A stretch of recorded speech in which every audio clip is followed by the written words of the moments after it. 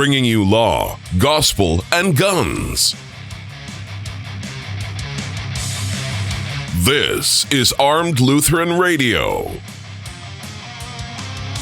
Hey folks, welcome to Armed Lutheran Radio, a show about guns, hunting, competitive shooting, the natural right of self-defense, and what God's Word says about the issues surrounding gun rights and gun ownership. I'm your host, Lloyd Bailey, the Armed Lutheran, and this is episode number 375. Thank you so much for making Armed Lutheran Radio a part of your week again this week. For those of you who are new to the show, welcome. Thank you for finding us. Hope you'll stick around. Hope you'll go back and check out the back catalog, all 374 previous episodes and all the extra cool stuff that we've done over the years. Hope you'll stick around and come back for more next week. And thank you to all of the men and women, members of the Reformation Gun Club, who make this show possible through their annual and monthly contributions.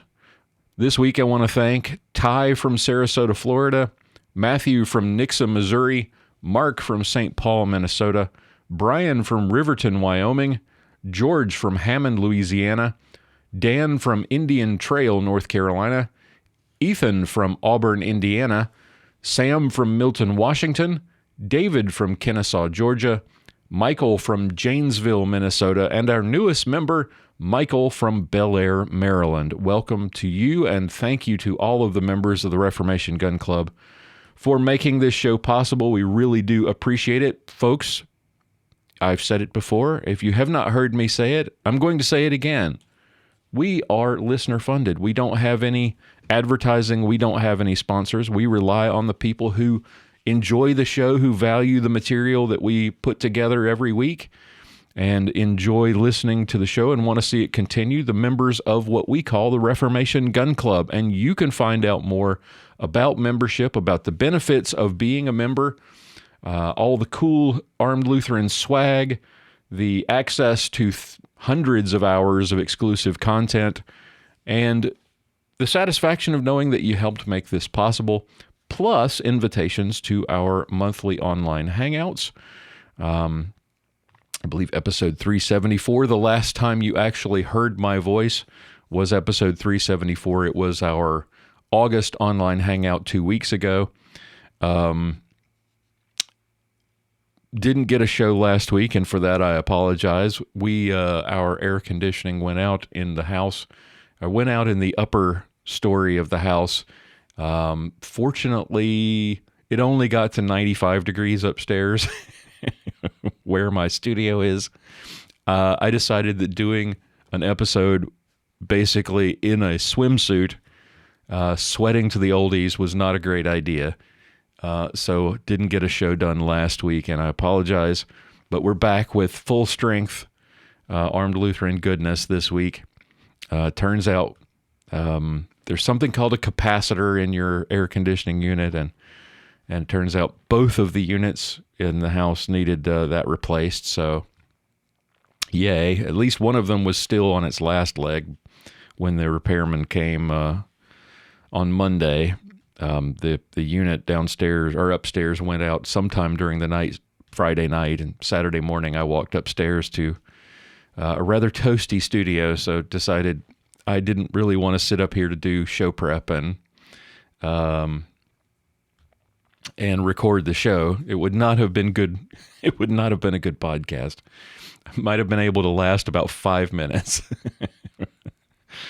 Anyway, we're back to normal today, and thank you all again for listening, and thank you to the members of the Reformation Gun Club and everyone for your understanding for not having a show last week. Good to be back with you today. What I thought we would do, for those of you who don't follow the inside baseball stuff with the Lutheran Church Missouri Synod, you may recall that back in the spring there was this big hubbub about I guess it was late winter. Was it like in February when all this kind of blew up? There was this big hubbub about a new book that was going to be published, a new Annotated Large Catechism. It was published by Concordia Publishing House, which is essentially the publishing arm of the Synod. Everything that CPH publishes is subjected to doctrinal review. That is, we get people smarter than me to review the book for how faithful it is to the doctrine of the Lutheran Church, Missouri Synod, and the Bible. Obviously, how faithful it is to the Bible, but also to the doctrine of the LCMS. In other words, we just want to make sure that what we're publishing is not heresy. You won't find any Joel Osteen or Max Lucado or Joyce Meyer level heresy published or sold by CPH, at least. And you won't find books that are written by authors from other Lutheran synods with which we don't have altar and pulpit fellowship. If you're not in fellowship with the Lutheran Church Missouri Synod, you won't be published by CPH, or at least you shouldn't be. So along comes this project to publish a new large catechism annotated to address modern cultural issues. Now, if you haven't heard of this project, that idea in itself should give you some pause, concern as to what might be chosen and who might be chosen to write these annotations, what modern subjects might be discussed. And the brouhaha that arose was in part based on the fact that pastors and activists who are outside of our fellowship, those whose teachings are at best suspect, were selected to write annotations, rather than reaching out to the thousands of more faithful pastors within the Lutheran Church Missouri Synod. And it would appear that woke politics snuck into the selection process, and the project ended up choosing, in one example, an ELCA pastor who has in the past espoused rather heretical ideas about Christ, and they chose him to write an article on the Fifth Commandment and the issue of guns and violence. Why the Synod chose someone who is not in our fellowship to write this article, when I was able to find 20 more faithful pastors, more qualified candidates to write articles for my book, Duty to Defend, why they couldn't choose one of them or anybody else that's actually within the Lutheran Church Missouri Synod, it's beyond me, but that's what happened. Be that as it may, we dissected that article and a couple of the others on the Fifth Commandment back in our live Clinging to God and Guns show on February 1st. That was episode 349. Be sure to go back and check that out. And if you watch it on YouTube, you will see the smiling faces of Pastor Bennett and myself, which is a rare and wonderful treat indeed. And if you feel especially wonderful after seeing us, be sure to leave us a like or subscribe to the channel. That would be great. And if you would like to actually read some articles by pastors who are more faithful to the Lutheran tradition and to the right to self-defense, then check out my book, Duty to Defend. Volume 2 of that book is available on Amazon. Just search for Duty to Defend and my name, and you'll find it. It is available there on Amazon. It is also available on the website at armedlutheran.us/books if you would like to download an EPUB version. There's also a Kindle reader version that's available at Amazon as well. But so we dissected that article, and we talked at great length about it. So why am I talking about this now 7 months removed from that whole thing? Well, for those of you who don't know, what followed that big kerfuffle was the Synod was forced to do a bit of face saving, and President Harrison decided to call a halt to the project, or at least that's what he said, and that he wanted to do further review before the project moved forward to publication. Well, the thing was already written at this point. It was already laid out. It was already being advertised. There was no way they were going to roll this thing back.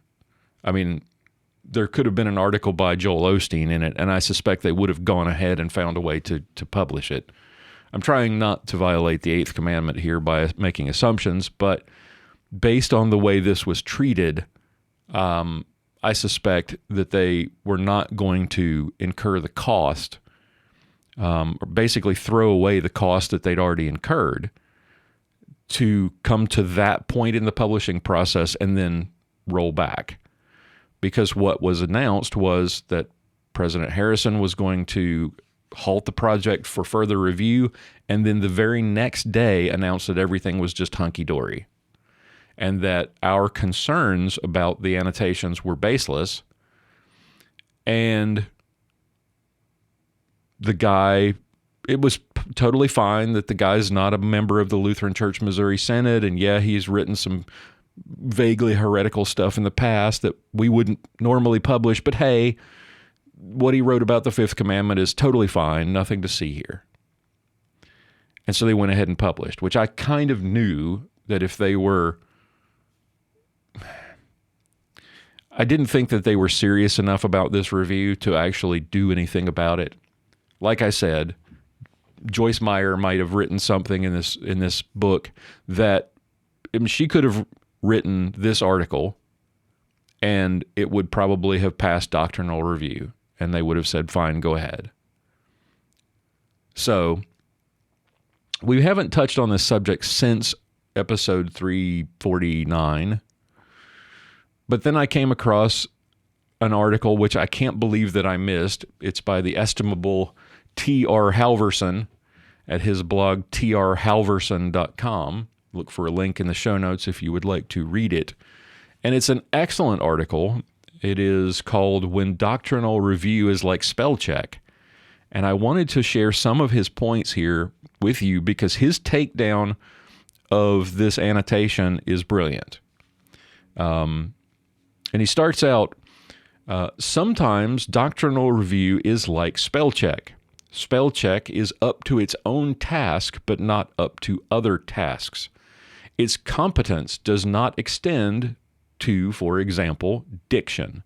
Now, he gives an example of how spell check might fail, and I'm not going to read that to you because you would be completely lost.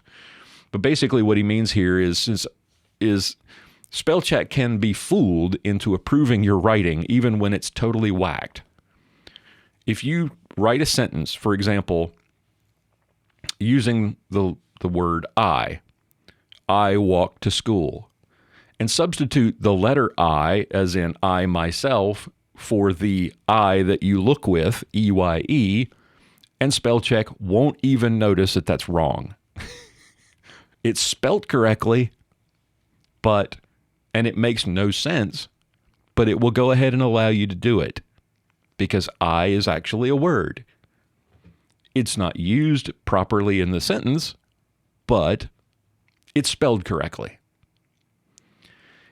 Holvorson continues, in the same way, doctrinal review is up to its own task, but not other tasks. Just like we need not only write spelling, but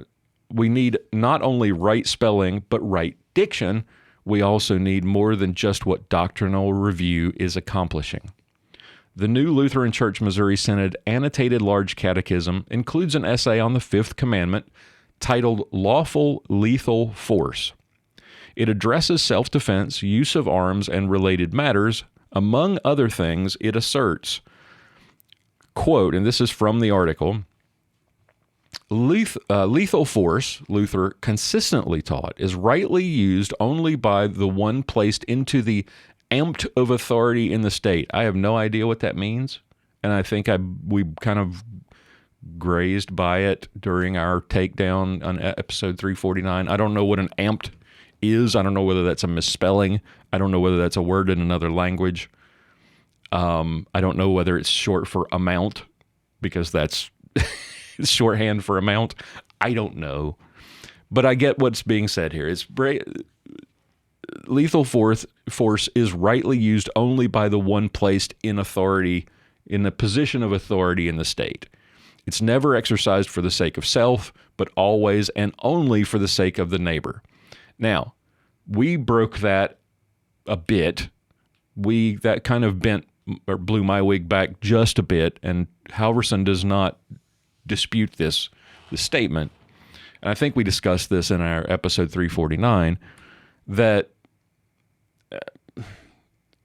you can read that to suggest that only a person who's placed in authority by the state is given the authority of lethal force, that only a police officer, only a soldier is given that right, that you as an individual are not. You as the head of the family are not given that authority. But the counter to that suggestion would be, well, we're given that authority by the Constitution. The state has given us, through the Constitution, which is an expression of our rights, inherent rights from our Creator, that we have a right to self-defense, that the law gives us that right. So there's another way to take that down, but that's not the whole point.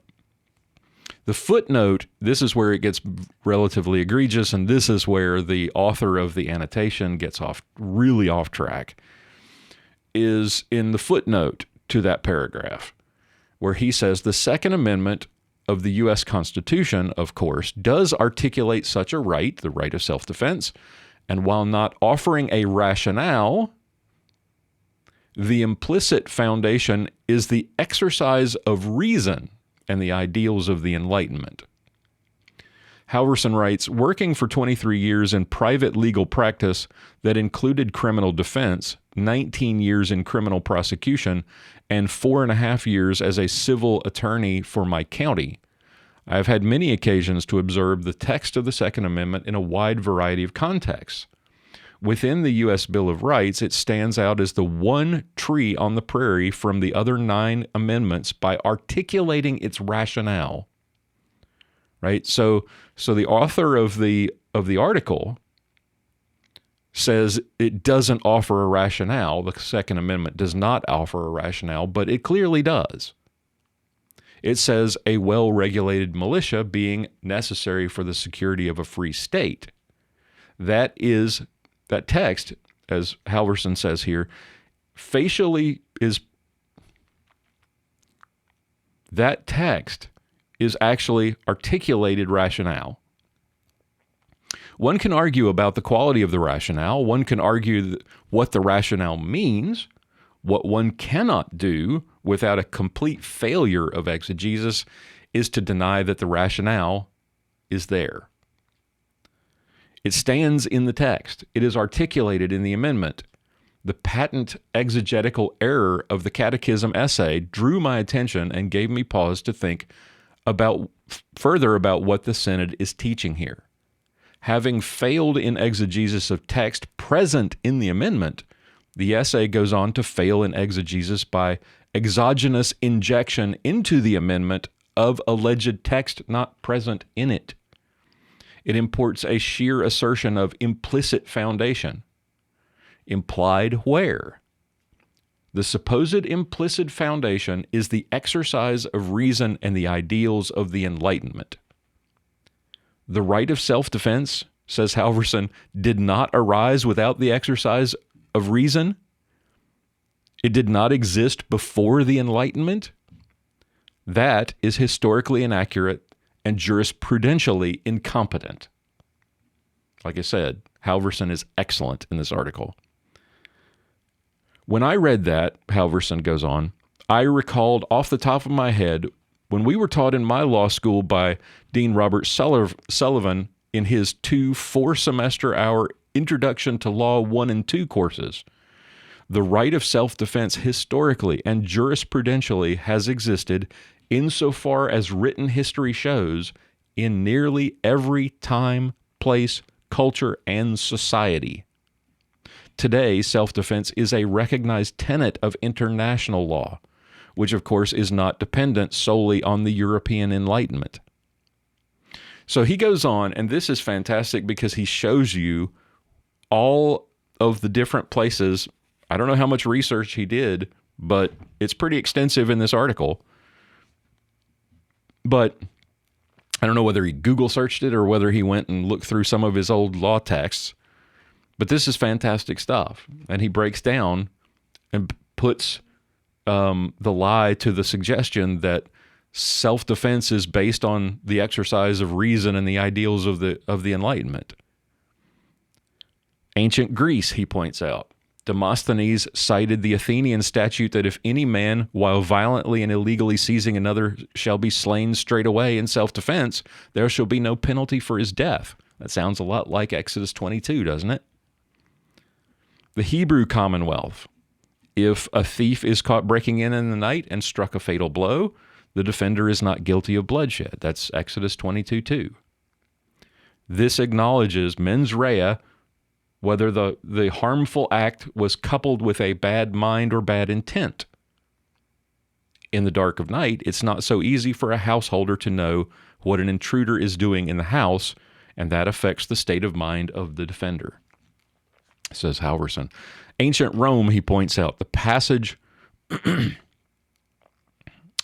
passage from monarchy to republic happened when the lex duodecim tabularum, or duodecim tabulae, that doesn't make it any easier for me to say, the 12 tables of Roman law, were taken from their occult quarters in religious temples and posted in bronze in the forum. Can you imagine? We can't post the 10 Commandments outside a courthouse anymore, but it was very clear that the 12 tables of the law were to be, posted in the forum in Rome.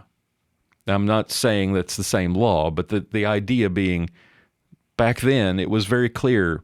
They understood where their laws came from, and they made sure that they were published in public in the forum for everyone to see. Our table of the law, the 10 Commandments, we can't have that. We can't have that displayed in a courtroom, in a courthouse. Forfend. We can't possibly. That made the law a public rather than hidden matter. This, in 449 BC, was somewhat before the Enlightenment, which took place in the 17th and 18th centuries AD, and the self-defense rules are in Table 8. For example, if a theft be committed at night and the thief be killed, let his death be deemed lawful. If in the daytime, only if he defend himself with weapons. See how they're similar to Moses. Up to a certain point in time, the right was sometimes denied to conquered and subjugated peoples, but in 212 AD, the right was extended to all free subjects of the Roman Empire. From the 12 tables, self-defense passed into Corpus Juris, the Justinian's code around 535 AD, and throughout the Roman Empire. Along with that was the right of Roman citizens to bear arms. In the Byzantine Empire, upon the division of Rome into west and east, new laws created by the Byzantines continued to guarantee the right of self-defense. In Rhodian law, the rulers of the island of Rhodes promulgated a truly international legal code. The Rhodian law was a maritime code put into final form around between 600 and 800 AD. The Rhodian law was widely accepted international law for maritime trade of the Eastern Mediterranean, and it codified the right of self-defense. Islamic law. During roughly the same period when the Rhodian law was developed, Islamic law was also being formulated, and while there are several distinct schools of Islamic law, they all agree that self-defense is lawful. Canon law. The foundational text of canon law, the Decretum, was written around 1140 by Gratian, a professor of theology at the University of Bologna. The Decretum begins, quote, "The human race is ruled by two things, namely natural law and usages," Gratian said. "Natural law is common to all nations because it exists everywhere through natural instinct, not because of any enactment. For example, the repelling of violence by force." Johannes Teutonicus, an influential commentary on the Decretum, distinguished vengeance from legitimate defense of persons and property against an immediate attack. Pope Gregory IX, in his decretals in 1234, consolidating the Decretum, said flatly, "It is always lawful to meet force with force." Thomas Aquinas affirmed and even expanded self-defense in Summa Theologica. Under canon law, the defense of the state arose from the natural right of self-defense, not the other way around. And we see that in the rationale in the Second Amendment. The Visigothic kingdom succeeded the Roman Empire in Spain. It incorporated self-defense into its legal code. Following the Moorish conquest of Spain, Sharia law was imposed on much of Spain, which includes the right of self-defense. And in the 13th century, King Alfonso X of Castile compiled the Seven Divisions, an extensive legal code which protected the right of defensive homicide. Anglo law, including from the Kingdom of Wessex in the 7th and 8th century, is most remembered. The King Ine is most remembered for his legal code, and that law says whoever slays a thief must swear an oath that the thief was slain while offending. Notice that none of these things, and this is ultimately the point that Holvorson is getting to. He says, notice that none of this depends on the Enlightenment or its notion of reason.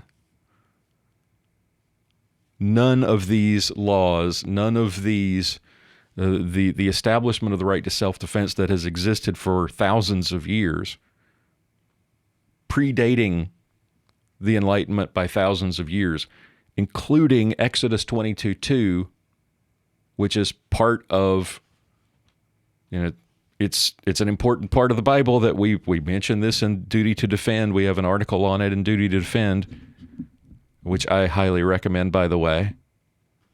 But how can you suggest, when there's a specific text in the Bible itself, you're writing an annotation to the Large Catechism, which is a summary of the doctrine of Christianity. It's the summary of what's taught, what we preach, teach, and confess in the Bible. And you're writing an annotation on a specific part of, one of the 10 Commandments. You're writing an annotation on it. And you completely ignore part of the Bible and suggest that the rationale for self-defense came from the Enlightenment, when right there in Exodus 22:2 is your rationale.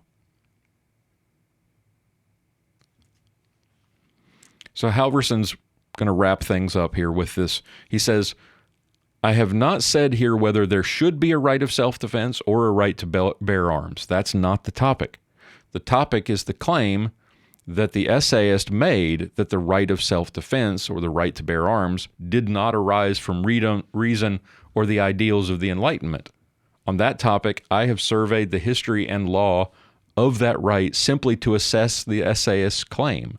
I have surveyed the right of self-defense from ancient Greece, the Hebrew Commonwealth, ancient Rome, the Byzantine Empire, Rhodian law, canon law, Spanish law, and Anglo law, not to say whether or any of those laws were right or good.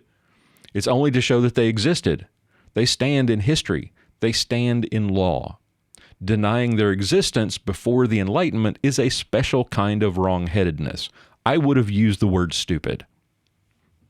But Mr. Holvorson is much more polite than I am. And I think I used stupid. We probably did use the word stupid in episode 349. So there. Back to Holvorson. Thinking it will slip past us like we know nothing about history or law is a special kind of thing. You give that its right name. Okay, I did. It is a special kind of thing. It is a special kind of stupid. It's worse than that. It is a special kind of deception. I don't think he's stupid about this. I think the essayist was, and I'm not talking about Mr. Holvorson. Holvorson's absolutely dead on right here. The essayist, the guy who wrote the annotation to the Fifth Commandment, what he did was not a special kind of stupid. You would have to be a special kind of stupid to believe what he wrote. What he did was to exclude, to leave things out. It is a sin of omission. Oh, we just won't think about all that stuff. We'll just, never mind those thousands of years of history and jurisprudence. Just to pay attention to what I wrote here in this footnote. This kind of stuff, Holvorson says, is among the reasons that lay people don't read theologians as much as they should. We should read theologians. I'm not speaking against reading them, but lay people don't read them as much as they should, partly because of the loss of confidence that follows from reading this kind of inaccurate and incompetent affront to a right that so many societies and God in Scripture himself have affirmed. In this kind of stuff, theologians are out of their lane and make a bad name for Christianity. Yes, exactly right. That is spot on. I wish I could write like Holvorson. I wish I could have come up with this, but I can't. He's so good, and he's so right here. And this is sort of the loss of confidence that he's talking about is very similar to the loss of confidence we see in authority in general. We see this lack of confidence in the people that we used to turn to for important information about our health, about our finances, about the state of the country, about all manner of things.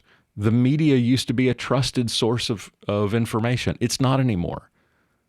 Our government officials used to be trusted sources of information. They're not anymore. COVID and Anthony Fauci and the way the media has behaved since Trump was elected has basically destroyed much of the confidence that people had, what little they had, in government officials, and in the media. And the same is true of theologians. That's the point that Holvorson's making here. When you allow woke ideology to overcome reality and truth, when you allow your ideology to formulate what you speak as truth, as an authority figure, then naturally your readers are going to be less likely to believe anything you say.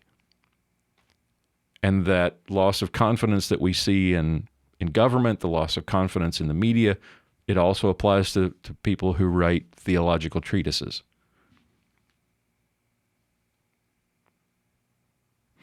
This sort of stuff, Holvorson says, passes doctrinal review because the historical and jurisprudential claims of the essay are not addressed in the Book of Concord. Spell check, so to speak, is not up to the task of assessing that sort of thing. So this BS that the essayist wrote about how the right of self-defense is based in Enlightenment philosophy, doctrinal review can't really spell check that, because the Book of Concord, the Bible, the Book of Concord doesn't speak to the right of self-defense. It doesn't make assertions based on history.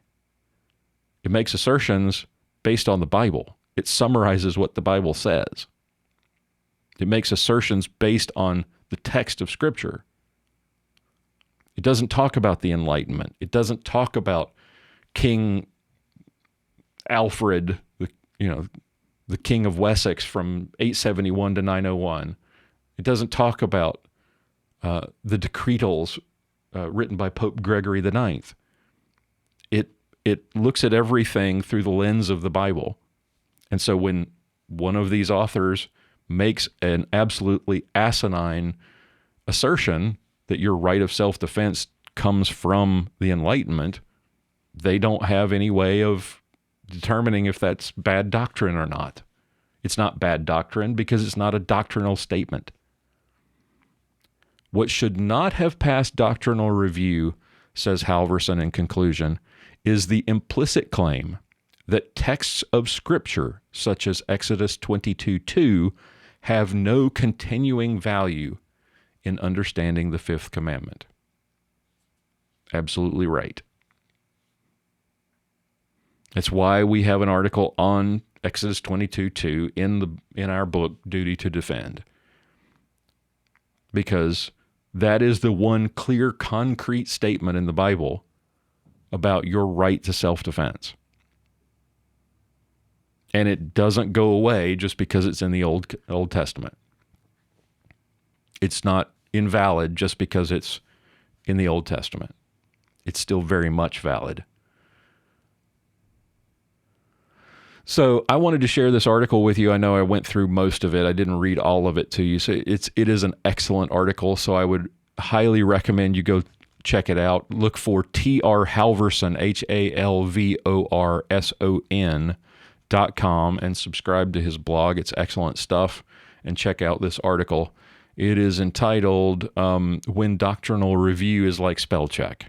I'll link to it in the show notes. Let me know your thoughts.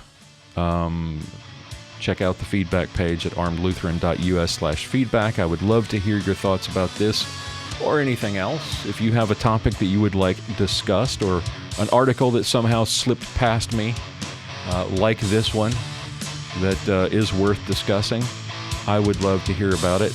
Send me all that info, armedlutheran.us/feedback. Be sure to check in again next week. Hopefully Pastor Bennett and I will be able to get together for a long overdue Clinging to God and Guns show.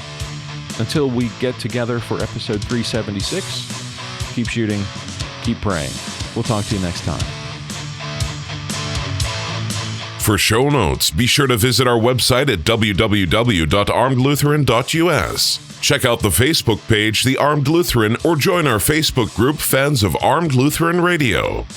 If you like what you hear, please leave us a comment on our feedback page at armedlutheran.us/feedback or a review on iTunes and let us know what you think. Thank you for listening to Armed Lutheran Radio, a member of the Self-Defense Radio Network.